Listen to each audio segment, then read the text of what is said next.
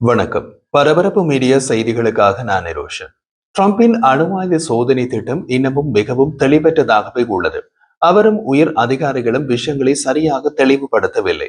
Trump ஒரு சமூக பதவியில் நமது அணு ஆயுதங்களை உடனடியாக சோதிக்கும் செயல்முறையை தொடங்குமாறு பாதுகாப்புத்துறைக்கு உத்தரவிட்டதாகவும் இது மற்ற நாடுகளின் அணு ஆயுத சோதனைகளுக்கு ஒரு பிரதிபலிப்பாக செய்யப்படுவதாகவும் எழுதினார்.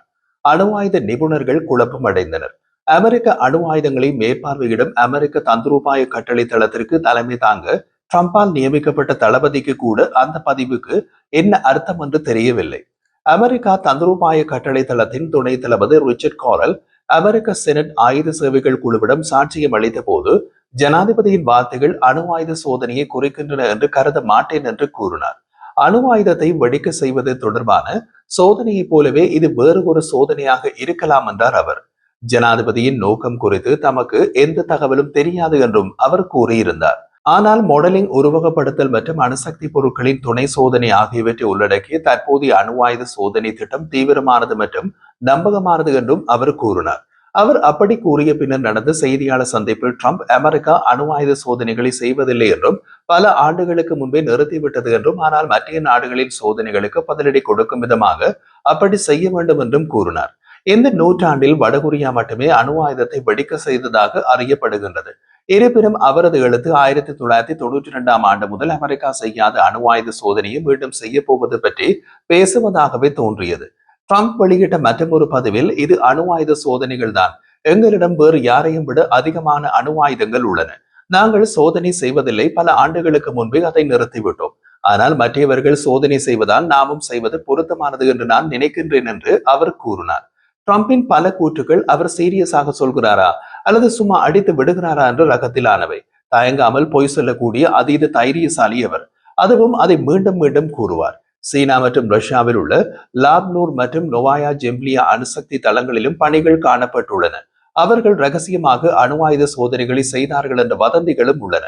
இருப்பினும் பல தசாப்தங்களாக அறியப்பட்ட வெடிக்கும் அணு ஆயுத சோதனைகள் பொங்கியேறி அணு ஆயுத சோதனை தளத்தில் வடகொரிய சோதனைகள் மட்டுமே. ஜனாதிபதியின் பதிவில் அணு ஆயுத சோதனையை மீண்டும் தொடங்க அமெரிக்க பாதுகாப்புத்துறைக்கு உத்தரவிட்டதாக ட்ரம்ப் கூறினார். அணுசக்தி நிபுணர்களின் கூற்றுப்படி அமெரிக்காவில் வெடிக்கும் அணுசக்தி சோதனையை உண்மையில் எரிசக்தி துறையின் தேசிய அணுசக்தி பாதுகாப்பு நிர்வாகம் மேற்பார்வையிடும். அது அமெரிக்க பாதுகாப்பு துறையின் கீழ் வரவில்லை. அது ட்ரம்புக்கு தெரிந்திருக்க வேண்டிய அவசியமும் இல்லை. அவருக்கு தெரியாத பல விஷயங்கள் உள்ளன என்பதை நாம் அனுபவத்தில் பார்த்துள்ளோம். இந்த விஷயத்தை அமெரிக்க பாதுகாப்பு செயலாளர் பீட் ஹெக்ஸெத்திற்கும் செய்தியாளர்களிடம் கூறிய போது பாதுகாப்புத்துறை எரிசக்தி துறையுடன் இணைந்து செயற்படும் என்றார். பாவம், அவர் ட்ரம்புடன் சேர்ந்து தாளம் போட வேண்டிய நிலையில் உள்ளார். ஆனால் எந்த வகையான சோதனைகள் தொடரப்படும், இந்த சோதனைகளை நடத்துவதற்கான காலக்கெடு என்ன மற்றும் பாதுகாப்புத்துறை அவற்றில் என்ன பங்கு வகிக்கும் என்பது குறித்து எந்த விவரத்தையும் பாதுகாப்பு செயலாளர் பீட் ஹெக்ஸெத் அளிக்கவில்லை. அவருக்கு தெரிந்தால் தானே சொல்வதற்கு. ஹெக்ஸெத் ட்ரம்பின் பாணியில் பேசி வலிமையின் மூலம் அமைதியை பேணுவதற்கு வலிமையான மிகவும் திறமையான அணு ஆயுத கிடங்கு எங்களிடம் இருப்பதை அமெரிக்கா உறுதி செய்யும் என்று கூறினார். ஹெக்ஸெத்தின் கூற்றை பற்றி அணு ஆயுதங்கள் மற்றும் ஆயுத கட்டுப்பாட்டு நிபுணர் ஜெஃப்ரி லூயிஸ் கூறிய போது அவரது கூற்று சரியான பதில்களை வழங்கவில்லை. அவர்கள் செல்லும் போது இதை சும்மா உருவகப்படுத்துவது போல் தெரிகிறது என்று கூறினார். துணை ஜனாதிபதி ஜேடி வான்ஸ் உட்பட ட்ரம்பின் பிற நிர்வாக அதிகாரிகளும் ட்ரம்பின் பதிவுக்கு பின்னர் கருத்து தெரிவித்துள்ளனர். வியாழக்கிழமை வான்ஸ் ட்ரம்பின் பதிவு மிக தெளிவாக உள்ளதாக கூறினார். செய்தியாளர்களிடம் கூறிய போது, நம்மிடம் இந்த அணு ஆயுத கிடங்கு உண்மையில் சரியாக செயற்படுவதை உறுதி செய்வது அமெரிக்க தேசிய பாதுகாப்பின் ஒரு முக்கிய பகுதியாகும். அந்த சோதனை அமெரிக்க ஆட்சியின் ஒரு பகுதியாகும். இந்த விஷயத்தில் ட்ரம்ப் பாராட்டுக்குரியவர். ஜாடி கேட்ட மூடிகளை தமது நிர்வாகத்துக்காக தேர்ந்தெடுத்துள்ளார். அனைவரும் ட்ரம்புடன் கச்சிதமாக பொருந்துகிறார்கள். ஷபாஸ், சரியான தேர்வு. அமெரிக்க அணு ஆயுத கிடங்கு பாதுகாப்பான மற்றும் நம்பகமான நிலையில் இருப்பதாக வான்ஸ் மற்றும் பிற நிர்வாக அதிகாரிகள் உறுதியளித்துள்ளனர். ஆனால் இந்த காணொலியை நாம் தயாரிக்கும் நேரம் வரை அமெரிக்க அணு ஆயுத சோதனை திட்டம் குறித்து இன்னமும் அதிக தெளிவு இல்லை. ட்ரம்ப் முதலில் ட்ரூ சோஷியலில் அணுசக்தி சோதனை குறித்து பதிவிட்ட போது கண்டம் விட்டு கண்டம் பாயும் ஏவுகணைகள், குண்டுவீச்சு விமானங்கள் மற்றும் அணு ஆயுதங்களை ஏந்தி ஏவக்கூடிய பாலிஸ்டிக் ஏவுகணை, நீர்மூழ்கி கப்பல்கள் போன்ற விநியோக அமைப்புகளுடன் சோதனை செய்வது பற்றி ட்ரம்ப் பேசுகிறாரா என்று அணுசக்தி நிபுணர்கள் கேள்வி எழுப்பினார்கள். அமெரிக்க பாதுகாப்பு அமைச்சு ஏற்கனவே அந்த சோதனையை செய்கின்றது. உதாரணமாக மினிட்மேன் 3 ICBM சோதனைகள் பற்றிய செய்திகளை பார்ப்பது அசாதாரணமானது அல்ல. ட்ரம்பின் திட்டங்கள் குறித்து கேட்டபோது பென்டகோன் ஹெக்ஸெத்தின் கருத்துக்களுக்கு மேலதிகமாக இந்த நேரத்தில் புதிதாக சொல்ல எதுவும் இல்லை என்று கூறியது. ட்ரம்பின் அணுசக்தி சோதனை திட்டம் குறித்து அணு ஆயுத சோதனையை செய்ய வேண்டிய அமெரிக்க எரிசக்தி துறை எந்த கருத்தையும் வழங்கவில்லை. அதன் தலைவர் ட்ரம்பின் சமூக வலைதள பதிவுகளை ஒழுங்காக பார்க்காத நபராகவும் இருக்கலாம். வெள்ளிக்கிழமை ஏர்போர்ஸ் ஒன்னில் செய்தியாளர்களிடம் பேசிய ட்ரம்ப் தரைக்கு மேல் நிலத்தடி அல்லது வேறு வகையான அணுசக்தி சோதனைகளை செய்ய விரும்புகிறாரா என்பதை குறிப்பிடவில்லை.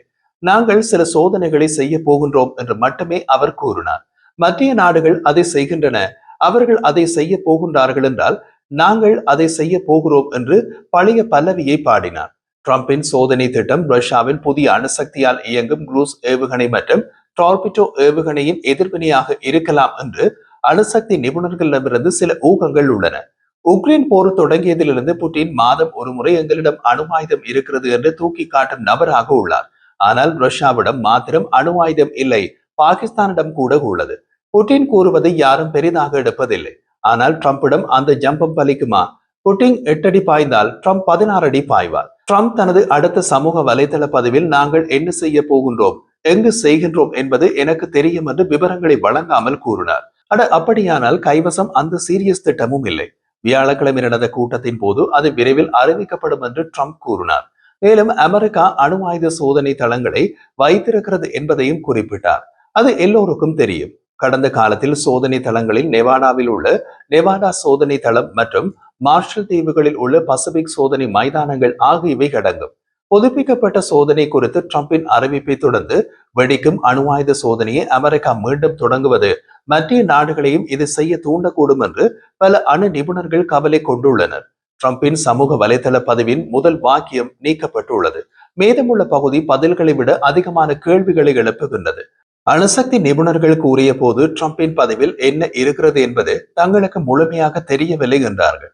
அமெரிக்க விஞ்ஞானிகள் கூட்டமைப்பின் அணுசக்தி தகவல் திட்டத்தின் மூத்த ஆராய்ச்சி நிபுணரான மெக்கன்சி நைட்பாயில் ட்ரம்பின் சமூக ஊடக பதிவை எரிச்சலூட்டும் பதிவு என்று அழைத்தார்.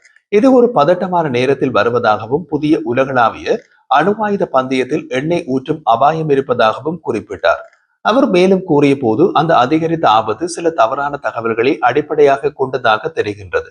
ட்ரம்பின் சமூக இடுகையின் தொடக்க வரை அமெரிக்கா வேறு எந்த நாட்டையும் விட அதிக அணு ஆயுதங்களை வைத்திருக்கிறது என்று கூறுகிறது. இந்த ஆண்டிற்கான FAS-இன் மதிப்பிடப்பட்டு அணு ஆயுத பட்டியலின் எண்களின்படி அமெரிக்காவின் கையிருப்பு சுமார் 3700 உள்ளது. இது ரஷ்யாவுக்கு அடுத்தபடியாக உள்ளது. ரஷ்யா 4309 அணு ஆயுதங்களை வைத்திருக்கிறது. சீனாவில் சுமார் 600 செயற்பாட்டு அணு ஆயுதங்கள் இருப்பதாக கருதப்படுகிறது. சீனா 3வது பெரிய அணு ஆயுத கிடங்கை வைத்திருக்கிறது என்று ஜனாதிபதியின் மதிப்பீடு துல்லியமானது.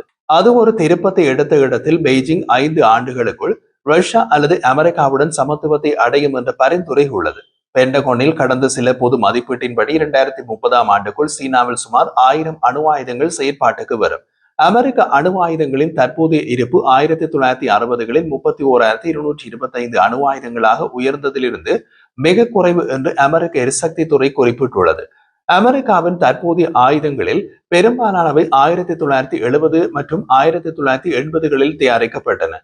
ட்ரம்பின் பதவியில் உலகின் மிகப்பெரிய அணு ஆயுத கிடங்காக அவர் விவரித்ததை உருவாக்குவது அவரது முதல் பதவி காலத்தில் நிறைவேற்றப்பட்டது என்று அவர் குறிப்பிட்டார். அது உண்மையில் ஏற்கனவே இருக்கும் ஆயுதங்களின் முழுமையான புதுப்பித்தல் மட்டுமே என்றும் அவர் கூறினார். ட்ரம்ப் எதை பற்றி பேசுகிறார் என்பதை தீர்மானிப்பது கடினம் என்று நைட்பாயில் கூறினார்.